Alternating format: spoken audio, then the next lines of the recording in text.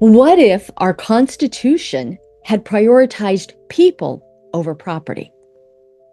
That's the question that first struck me when I visited James Madison's home in Montpelier, Virginia, and it has reshaped how I've seen America ever since. In this episode of Terrified Nation, we'll explore the hidden priorities built into our founding document, the Constitution, and how it created this false choice between property rights and human dignity. And then take a look at how we might rebalance both for a more humane future. Keep listening. If you've ever felt fear, doubt, or despair about the future of our country, you're not alone. Terrified Nation is a podcast for those ready to face hard truths with open hearts. Hosted by Debilyn Molineaux, each episode explores how we can move beyond division and build a society rooted in care, courage, and connection. If this resonates with you, hit follow and leave a review on your favorite podcast platform. Now here's your host, Debilyn Molineaux. I remember the day that my perspective on the U.S. Constitution was forever changed. I was at Montpelier, the ancestral home of James Madison, and during the tour, I saw the very desk where he drafted the first version of the Constitution. And I was really moved. It was set in front of this window. It was overlooking the long drive leading into Montpelier. And so I snapped a picture because I was feeling so reverent about this document for our nation.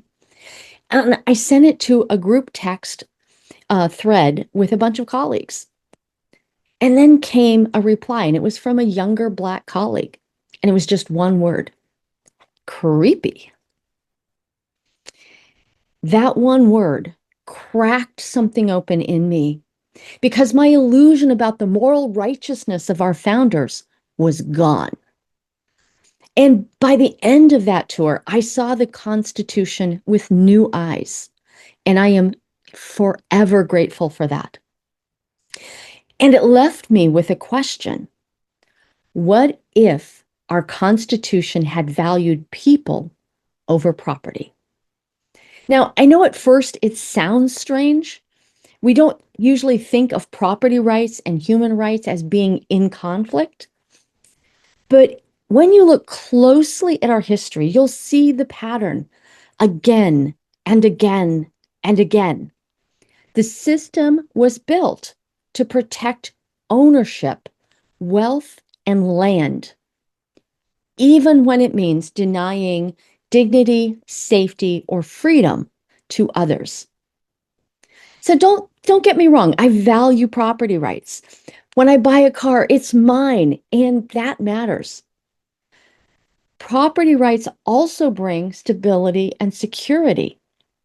But somewhere along the way, the scales got tipped, right? And we inherited this system that was designed to protect what people own more than the people themselves.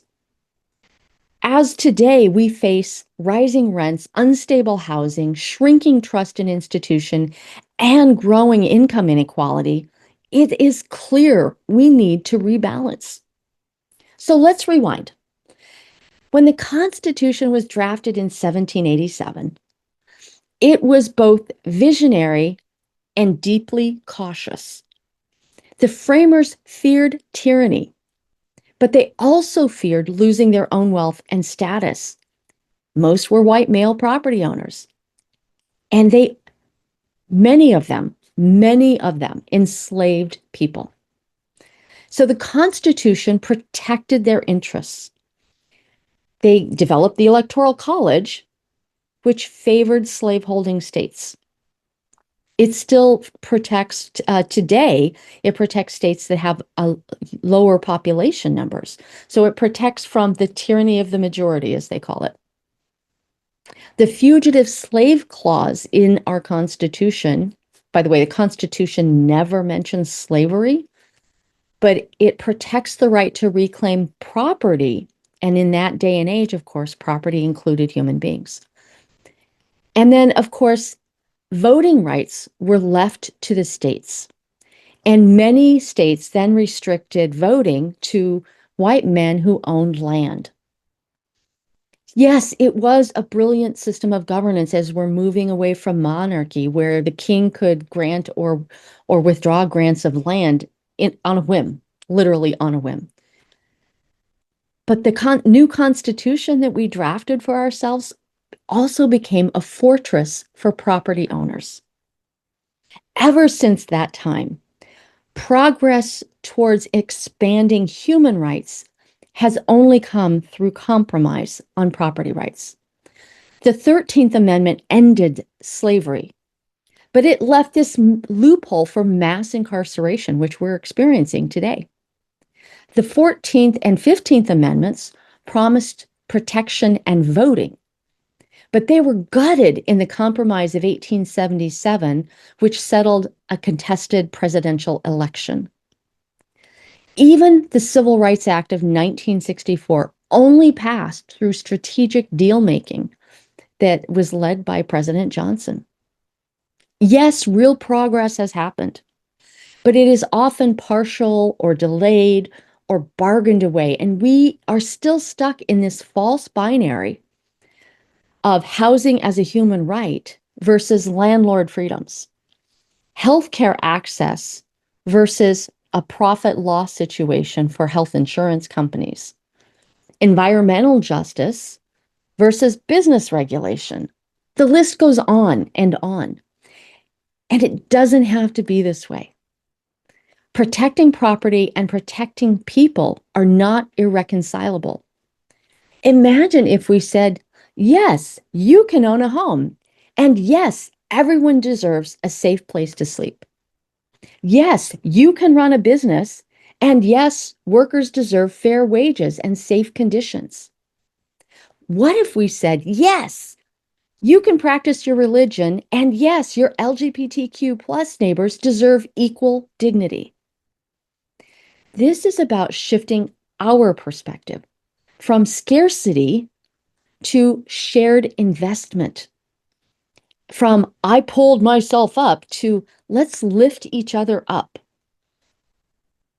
If we rewrote the Constitution today, rooted in human dignity, it might include some crazy things. I'm being very facetious there, or sarcastic. But we might consider including an element of safety and respect for every person. We might consider including access to housing, healthcare, education, and fair wages as a human right to lead a dignified life. We might consider enshrining rights around having clean air, clean water, and reliable public systems. And of course, the biggie here. What if we all had equal voice in democracy where your ability to buy ads doesn't give you a weighted influence? What if we had justice that heals rather than harms? Well, that might empty that loophole for mass incarceration in lieu of slavery. And even with all of this, like resetting a society that so we can thrive, even with all that, property rights would still exist, but it would be balanced with the common good and not just the profit of the property owner. That's a big shift in our mentality about how do we compromise and what is a fair trade. Because, of course, compromise will always be part of the process. We will still face hard trade-offs, inequality versus redistribution, religious liberty versus inclusion, federal standards versus local control. But the compromise doesn't mean injustice. It means designing a system that grows with us toward wholeness and thriving for everyone.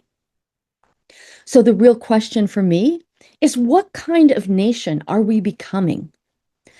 If we can build a society where all are equally valued, where basic needs are met, not extravagant needs, but like food, shelter, and safety, where ownership and dignity can live in harmony instead of in conflict, when we know the least among us have hope, we will thrive. Every one of us will thrive. So this is my invitation to you. Let's build a nation where we are not just owners, but we are neighbors, caring for each other and offering that hand, like, I've got your back on this. That's the future I want to live in. Well, that's it for today's show. I hope you'll join me next time. That's Terrified Nation, a podcast from American Future. If this episode moved you, please help others find it. Leave a review on your favorite podcast platform. For early access to new episodes, become a paid subscriber at terrifiednation.com. Join us next time.